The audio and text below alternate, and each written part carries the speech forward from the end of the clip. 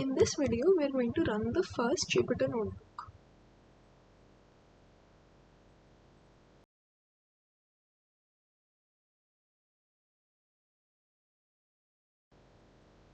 The keybind for running these cells is Shift plus Enter.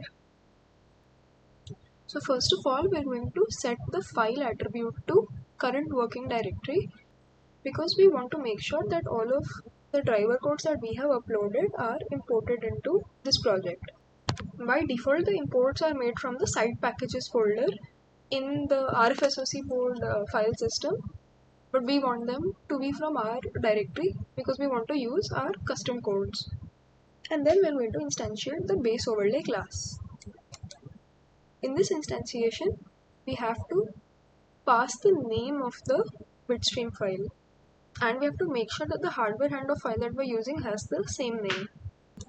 When the bitstream is downloaded on the board, we're going to see that the done LED is going to blink. Then we're going to call the initRFClocks function. This function initializes the clocks that are going to be used by the DACs and ADCs.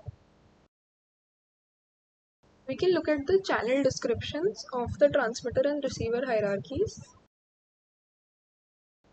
We can also look at the settings of various DAC and ADC blocks that we have configured. Next, we're going to set the mixer frequency.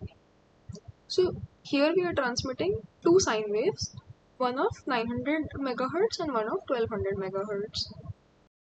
Next, we configure both the transmitter channels which have the amplitude controller IPs. We set their gain value to 0.5 and we enable them. Then we set the number of samples as 256. We create the C data list, and then for every receiver channel, we call the transfer function. So this transfer function is going to return the data collected from the RFTC IP by each of these channels. Now the important thing here to note is that the argument that we're passing to the transfer function is number of samples plus 16, and then we're discarding the first 16 samples of the data collected by each receiver channel.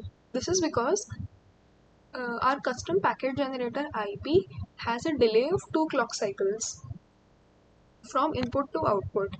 So the first two packets that are transmitted, or the first 16 samples that are transmitted, are incorrect and garbage values. So we send extra 16 samples and we discard the first 16 samples.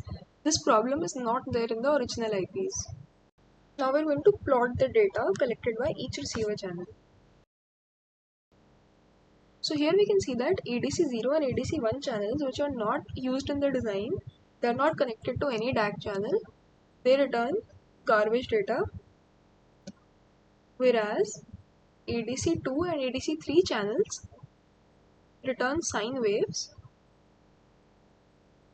and these sine waves are consistent with those produced by the original design.